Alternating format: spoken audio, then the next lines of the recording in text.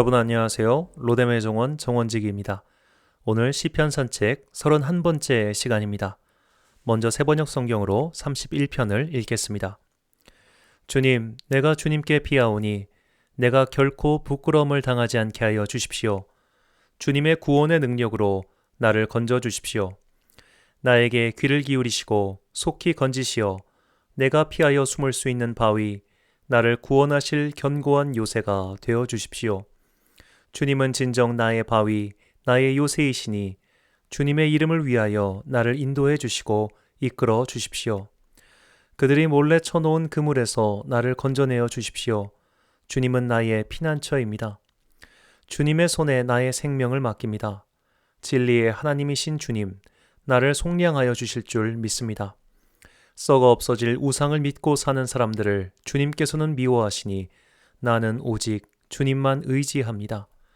주님의 한결같은 그 사랑을 생각할 때마다 나는 기쁘고 즐겁습니다. 주님은 나의 고난을 돌아보시며 내 영혼의 아픔을 알고 계십니다. 주님은 나를 원수의 손에 넘기지 않으시고 내 발을 평탄한 곳에 세워주셨습니다. 주님, 나를 긍휼히 여겨 주십시오. 나는 고통을 받고 있습니다. 울다 지쳐 내 눈이 시력조차 잃었습니다. 내 몸과 마음도 활력을 잃고 말았습니다. 나는 슬픔으로 힘이 소진되었습니다. 햇수가 탄식 속에서 흘러갔습니다. 근력은 고통 속에서 말라버렸고 뼈마저 녹아버렸습니다. 나를 비난하는 자들이 한결같이 나를 비난합니다. 이웃 사람들도 나를 혐오하고 친구들마저도 나를 끔찍한 것 보듯 합니다. 거리에서 만나는 이마다 나를 피하여 지나갑니다. 내가 죽은 사람이라도 된 것처럼 나는 사람들의 기억 속에서 잊혀졌으며 깨진 그릇과 같이 되었습니다. 많은 사람이 나를 비난하는 소리가 들려옵니다. 사방에서 협박하는 소리도 들립니다. 나를 대적하는 사람들이 함께 모여 내 생명을 빼앗으려고 음모를 꾸밉니다. 누가 뭐라고 해도 나는 주님만 의지하며 주님이 나의 하나님이라고 말할 것입니다. 나의 앞날은 주님의 손에 달렸으니 내 원수에게서 내 원수와 나를 박해하는 자들의 손에서 나를 건져 주십시오. 주님의 환한 얼굴로 주님의 종을 비추어 주십시오. 주님의 한결같은 사랑으로 나를 구원하여 주십시오. 내가 주님께 부르짖으니 주님, 내가 부끄러움을 당하지 않게 해 주십시오. 오히려 악인들이 부끄러움을 당하고 죽음의 세계로 내려가서 잠잠하게 해 주십시오. 오만한 자세로 경멸하는 태도로 의로운 사람을 거슬러서 함부로 말하는 거짓말쟁이들의 입을 막아 주십시오. 주님을 경외하는 사람에게 주시려고 주님께서 마련해 두신 복이 어찌 그리도 큰지요. 주님께서는 주님께로 피하는 사람들에게 복을 베푸십니다. 사람들이 보는 앞에서 복을 베푸십니다. 주님은 그들을 주님의 날개 그늘에 숨기시어 거짓말을 지어 헐뜯는 무리에게서 그들을 지켜주시고 그들을 안전한 곳에 감추시어 말다툼하는 자들에게서 건져주셨습니다. 주님, 내가 주님을 찬양합니다. 내가 포위당했을 때에 주님께서 나에게 놀라운 은총을 베푸셨기에 내가 주님을 찬양합니다. 내가 포위되었을 그때 나는 놀란 나머지 내가 이제 주님의 눈밖에 났구나 생각하며 좌절도 했지만 주님께서는 내가 주님께 부르짖을 때에는 내 간구를 들어주셨습니다. 주님을 믿는 성도들아, 너희 모두 주님을 사랑하여라. 주님께서 신실한 사람은 지켜주시나 거만한 사람은 가차없이 벌하신다. 주님을 기다리는 사람들아, 힘을 내어라. 용기를 내어라. 아멘. 오경훈 박사의 성경여기로 31편 읽겠습니다. 야훼는 나의 의지처시니 나를 절망 속에 버려두지 마소서. 주님의 의로움 드러내셔서 미천한 이 몸 건져 주소서. 연약한 나의 기도 귀 기울이사 주저하지 마시고 구해 주소서. 주님, 나의 반석이시라. 나로 하여금 근심 없게 하소서. 야훼, 나의 거처 되어 주셔서 늘 그곳에 거하게 하시고 주의 거룩한 이름 힘입어 나를 든든히 지켜 주소서. 주께서 나를 이끌어 주사 그물에서 벗어나게 하여 주소서. 내 영혼 당신 손에 맡기오니 진실하신 야훼여 구해 주소서. 미혹과 거짓으로 홀리는 자들 주께서는 심히 미워하시는 바라. 야훼 말고 참되신 주 어디 있습니까? 나 오직 당신만 믿사옵니다. 내가 겪는 괴로움과 마음의 고통, 쓰디쓰나 달디 달게 삼키는 것은 이 모든 것 주께서 다 알고 계시며 당신의 자비를 기뻐하기 때문입니다. 전에도 당신은 은혜 베푸사 원수의 소나귀에 잡히지 않게 하시고 평탄한 길에 세워주셔서 풍성한 은총 넘치게 하셨나이다. 이제 다시 시련을 겪고 있으니 야훼여 옛적 은혜 다시 베푸소서. 근심에 쌓여 창자는 끊어질 듯 시름으로 제 눈은 흐릿합니다. 괴로움 들끓으니 삶은 시들해지고 탄식으로 날들은 잘도 흐릅니다. 날마다 기력은 빠져만 가고 근심으로 영혼은 사위어 가나이다. 적들에게 욕을 당하니 이웃 볼 낯이 없고 그들도 날 피하니 눈엣가시 되었나이다.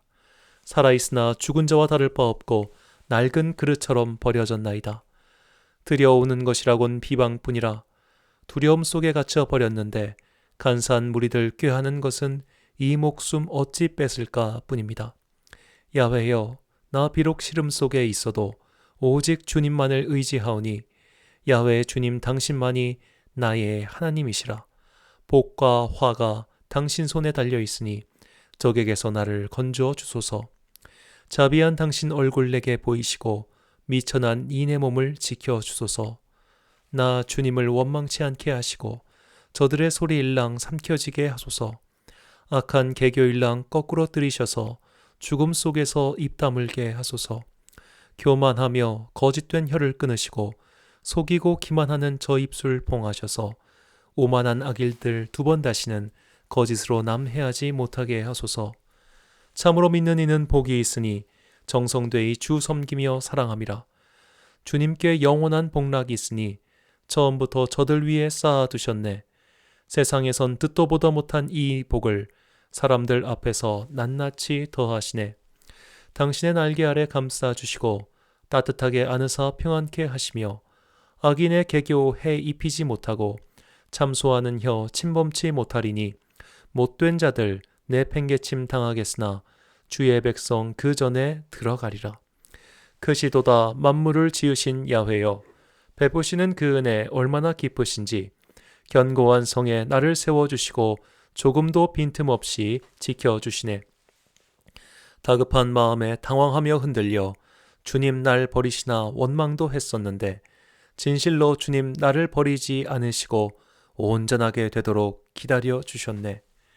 주를 믿는 자들아 야훼 더욱 사랑하라. 신실한 이들은 세우시고 지키시나 교만한 이들 엄벌을 받으리니 야훼를 의뢰하는 모든 이들아 너희 마음을 더 굳세게 하여라. 아멘. 오늘 시편 31편의 제목을 존친이라고 지었습니다. 존경하며 사랑한다는 말입니다. 오늘 우리가 주목할 단어는 친입니다. 이 단어는 나무 위에 올라가서 본다는 뜻입니다. 부모가 애타는 마음으로 자녀를 살필 때 이 친이라는 단어를 씁니다. 그리고 자녀 또한 부모를 살필 때 그리고 가족을 살필 때 친이라는 단어를 사용합니다. 즉 친은 상호적인 사랑을 가리킵니다. 부모와 자녀의 사랑을 논할 때 일반적인 경우 자녀의 부모에 대한 사랑은 부모의 자녀에 대한 사랑에 미치지 못합니다. 곧 아무리 효를 다해도 부모의 친에 미치지 못한다는 말입니다. 즉 우리가 하나님을 사랑하는 것보다 하나님께서 우리를 사랑하시는 것이 비할 바 없이 큽니다. 이런 하나님의 사랑을 전제로 한 채 오늘 본문을 살펴보겠습니다. 오늘 시인도 인생의 큰 어려움에 봉착했습니다. 그때 시인은 이렇게 외칩니다. 성경 본문 중 참 좋아하는 구절입니다. 본문 15절을 개역개정판으로 읽겠습니다. 나의 앞날이 주의 손에 있사오니 내 원수들과 나를 핍박하는 자들의 손에서 나를 건져 주소서. 아멘. 나의 앞날이 주의 손에 있사오니 이 문구를 꼭 기억하십시오. 아무리 천만인이 나를 애워싸도 흔들리지 않는다. 아무리 너희들이 나를 죽이려 해도 소용이 없다. 왜냐하면 나는 주님의 손 안에 있기 때문이다라는 믿음의 선포이며 고백입니다. 이것은 마치 아버지를 등에 업은 아이의 모습과 같습니다. 어느 목사님의 경험담입니다.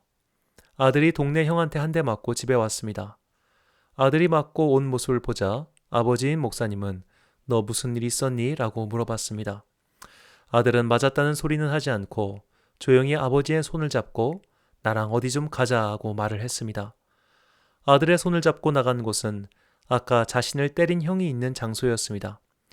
아들은 아버지의 손을 놓은 채 당당하게 형 앞으로 가서 그 형을 발로 한번 찬 뒤 당당하게 돌아서서 아버지 곁으로 왔습니다. 어떻게 그 아들은 그리 당당할 수 있었을까요? 아버지가 뒤에 있었기 때문입니다. 아버지가 나의 뒷배가 되어주니까 나를 때린 사람에게 당당히 되돌려줄 수 있었습니다. 부모가 든든히 버텨준다는 것은 이런 것입니다. 이것이 부모의 보살핌입니다. 부모가 있기 때문에 자녀들은 용기를 내어 세상을 살 수 있는 겁니다. 어디서 맞고 돌아오면 아빠 나 맞았어, 엄마 나 맞았어 라고 품에 안기어 엉엉 울 수 있는 존재가 있다는 것이 세상을 살아가는 동안 얼마나 큰 힘이 됩니까? 이것은 마치 사회 안전망이 두터운 것과 같습니다. 기업이 혁신적인 사업을 시도할 수 있는 가장 큰 이유는 이것이 실패해도 당장 망하지 않기 때문입니다. 그래서 혁신적인 기업은 계속해서 혁신을 도모할 수 있습니다. 반대로 이거 실패하면 우리 끝장이다 라는 생각이 들면 자연스럽게 움츠려들고 가장 안전한 선택을 할 수밖에 없습니다. 미국 실리콘밸리의 기업들이 끝없이 혁신을 도모할 수 있는 배경이 바로 여기에 있습니다. 신앙인의 삶도 마찬가지입니다. 우리가 용기를 갖고 하나님 나라를 위하여 자신을 내어드릴 수 있는 유일하고도 절대적인 이유는 우리의 부모님이신 하나님께서 멈추지 않으시고 친밀하게 보시며 지켜주시기 때문입니다. 이것은 마치 부모를 뒤에 둔 아이의 행동과 같습니다. 부모가 든든히 받쳐주면 아이들은 용기를 내어 살 수 있습니다. 자기가 하고 싶은 일을 하며 즐겁고 힘차게 살 수 있습니다. 그러나 부모가 부모답지 못하거나 심지어 부모가 없는 아이들이 그런 용기와 당당함을 가질 수 있을까요? 그런 사람들은 악에 받쳐 살 뿐 용기와 긍정적인 힘이 부족할 수밖에 없습니다. 시인은 과거 부모가 자녀를 돌보듯 지켜주신 하나님의 은혜를 경험했습니다. 옛부터 지금까지 함께하신 하나님의 은혜를 알고 있기에 이제 자신의 앞날을 주님께 맡길 수 있었습니다. 거듭된 성공의 경험이 과감한 도전을 할 수 있게 도와주듯 구원의 은혜를 경험한 시인은 그 은혜가 앞으로도 계속될 것을 믿었습니다. 그렇기에 시인은 절체절명의 상황에서도 포기하지 않았습니다. 여전히 적들의 기세는 등등하고 나를 파멸로 이끌고자 하는 이들은 수두룩했습니다. 그러나 아버지이신 하나님의 크신 손을 믿고 시인은 자신의 앞날을 주님께 맡길 수 있었습니다. 이것이 우리가 하나님 나라의 일을 할 때 할 수 있는 가장 큰 원동력입니다. 하나님 나라의 일은 천국을 믿을 때 할 수 있습니다. 달리 말하면 이 세상을 살아가는 동안 얻은 손해와 피해, 고통과 환난, 핍박과 박해를 천국에서 보상해 주신다는 믿음입니다. 바꿔 말하면 내가 오늘 지갑을 열어 10만 원을 가난한 사람에게 적신했습니다. 그것은 내 지갑에서 빠져나간 손해입니다. 그러나 천국에 가면 그 손해를 하나님께서 메꿔 주신다는 겁니다. 또한 하나님 나라는 죽어서 가는 세상만이 아닙니다. 예수님의 오심과 함께 하나님 나라는 이미 왔습니다. 그것의 완성이 아직 오지 않았을 뿐입니다. 그러니 이미 온 하나님 나라를 믿는 사람은 단순히 내세의 복락만을 바라며 현세를 살지 않습니다. 현세의 복을 바라며 현세를 살 수 있습니다. 이 현재 세계에서도 하나님 나라의 권세가 임하여 작동하기 때문입니다. 하나님 나라를 믿을 때, 즉 든든한 나의 아버지가 오늘도 나를 친밀하게 바라보시고 지켜주시고 계시기 때문에 하나님을 위하여, 하나님 나라를 위하여 손해를 감수할 수 있습니다. 나 자신을 내어드릴 수 있습니다. 그렇게 해서 설령 손해가 막심해도 아버지가 계시기 때문에 든든한 겁니다. 즉 하나님 나라는 단순히 내세의 복만 아니라 현세의 은총도 포함하고 있습니다. 더 정확히 말한다면 내가 오늘날 사는 세상에서 주님의 뜻을 따르느라 얻은 손해를 이 세계에서도 보상해 주실 수 있고 설령 이 세계에서 보상을 받지 못하면 이 세계의 삶이 끝나고 나서 보상을 받는다는 겁니다. 이게 하나님 나라의 신앙입니다. 비행기의 안전을 의심하는 사람은 비행기 탈 때마다 무서울 겁니다. 낙하산의 안전을 의심하는 사람은 고공 낙하를 할 수 없을 겁니다. 반대편 차선의 차들이 신호를 지킨다는 것을 의심하는 사람은 모든 것이 공포스러울 겁니다. 인간의 사회는 기본적으로 신뢰를 바탕으로 구축되어 있습니다. 그래서 신뢰를 어긴 사람들을 법으로 처벌하는 것이죠. 믿음 생활도 마찬가지입니다. 하나님을 신뢰하지 않으면 믿음 생활을 할 수가 없습니다. 하나님을 믿는다는 것에 대해 히브리서는 너무나 명확하게 설명하고 있습니다. 히브리서 11장 6절 말씀입니다. 믿음이 없이는 하나님을 기쁘시게 하지 못하나니 하나님께 나아가는 자는 반드시 그가 계신 것과 또한 그가 자기를 찾는 자들에게 상 주시는 이심을 믿어야 할지니라. 아멘. 살아계신 하나님, 우리의 참부모이신 그분이 살아계십니다. 그러니 우리는 용기를 내어 신앙의 길을 갈 수 있습니다. 신앙의 길은 결국 내 손에 창을 내려놓는 것입니다. 상대를 믿지 않으면 어떻게 창을 내려놓을 수 있겠습니까? 북한이 끝까지 핵을 포기하지 못한 이유 중 하나는 이 창을 내려놓으면 저들이 나를 공격할 거야 라고 생각하기 때문이죠. 반대로 우리나라가 세계 6위의 군사력을 유지하는 이유는 우리가 창을 내려놓으면 저들이 공격할 수 있기 때문이라고 생각하기 때문입니다. 서로 완전히 믿지 못하니까 창을 내려놓을 수가 없는 것이죠. 그런데 신앙생활은 사람을 믿기 때문에 창을 내려놓는 것이 아니라 하나님을 믿기 때문에 창을 내려놓는 겁니다. 나만을 위한 삶이라는 창, 나의 앞날을 위해 창고를 짓는 창, 나의 안녕을 위해 이웃을 배척하는 창, 내 성질머리 그대로 살려고 하는 창, 그런 기타 등등의 창들을 내려놓는 것이 신앙의 길이며 이 신앙의 길은 하나님을 신뢰할 때 가능합니다. 우리는 하나님을 신뢰하는 만큼만 창을 내려놓게 되어 있습니다. 오늘 시인은 하나님의 은혜를 경험했습니다. 인생의 위기에서 건져주신 그 은혜를 기억하고 있었습니다. 시인은 그 은혜가 다시 일어나게 해달라고 간구하는 겁니다. 만약 시인이 그 은혜를 몰랐다면 그는 자신의 앞날을 주님의 손에 맡기지 않았을 겁니다. 온갖 방법을 강구해서 자신의 안전망을 든든하게 만들었을 겁니다. 재산을 축적하고 축적한 것을 쌓아두고 거기에다가 정치 권력까지 동원해서 더욱 든든하게 만들었을 겁니다. 동서고금 모든 권력자들이 했던 방식이 이런 것이었습니다. 나를 둘러싼 안전망을 두텁게 만드는 것 말이죠. 나의 앞날이 주님의 손에 있음을 믿는다면 우리는 안전망을 두텁게 하는 것에 인생을 바치지 않을 겁니다. 우리는 보다 혁신적이고 과감한 도전을 할 수 있을 겁니다. 이것은 미래의 안전을 포기하라는 말이 아닙니다. 낙하산 없이 뛰어내리라고 하는 게 아니라 낙하산을 믿으라는 것과 같은 이치입니다. 낙하산을 믿지 못해 아예 뛰어내리지도 못하는 신앙인이 되어선 안 되겠죠. 그것은 이미 신앙인이라고 할 수 없습니다. 오늘 우리는 하나님께서 우리를 부모처럼 돌봐주고 계신다는 증언을 통해 두 가지 안전망을 확보할 수 있습니다. 첫 번째 안전망은 밑바닥의 안전망입니다. 오늘 시인은 인생 밑바닥에 떨어졌습니다. 여기서 하나님께서 구해주실 것이라고 선포합니다. 우리네 인생도 어찌 될지 모르죠. 자신의 미래에 대해서 확실히 말할 수 있는 사람은 없습니다. 높은 곳에 올라 있어도 떨어질 수 있습니다. 반대로 낮은 곳에 있다고 해서 반드시 망하는 것도 아닙니다. 하나님의 눈은 낮은 곳에 향해 있습니다. 부모는 성공하는 자녀만 사랑하지 않습니다.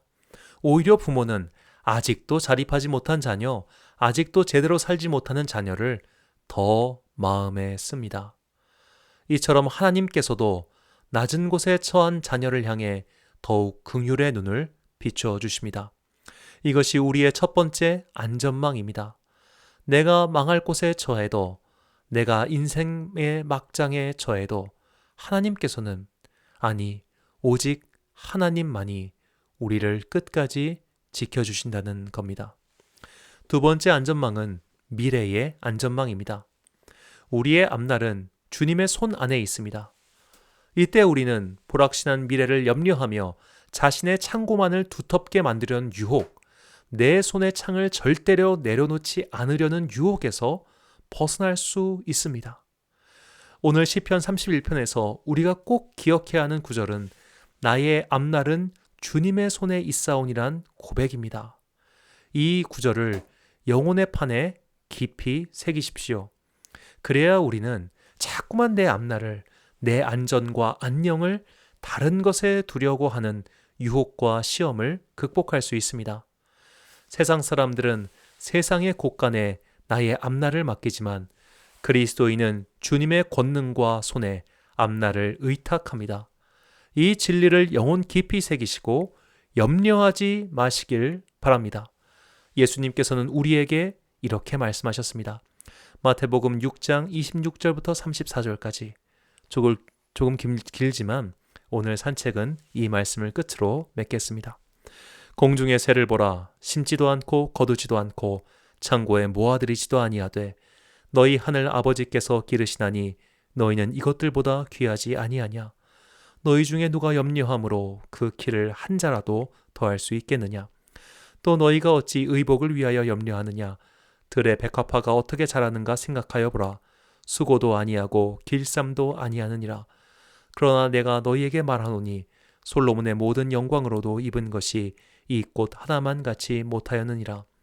오늘 있다가 내일 아궁이에 던져지는 들풀도 하나님이 이렇게 입히시거든 하물며 너희일까 보냐. 믿음이 작은 자들아. 그러므로 염려하여 이르기를 무엇을 먹을까, 무엇을 마실까, 무엇을 입을까 하지 말라. 이는 다 이방인들이 구하는 것이라. 너희 하늘 아버지께서 이 모든 것이 너희에게 있어야 할 줄을 아시느니라. 그런즉 너희는 먼저 그의 나라와 그의 의를 구하라. 그리하면 이 모든 것을 너희에게 더하시리라. 그러므로 내일 일을 위하여 염려하지 말라. 내일 일은 내일이 염려할 것이요 한날의 괴로움은 그날로 족하니라. 아멘. 이 주님의 말씀이 우리 인생의 시금석이 되시길 간절히 소망합니다. 시편 산책 31번째 시간을 마칩니다.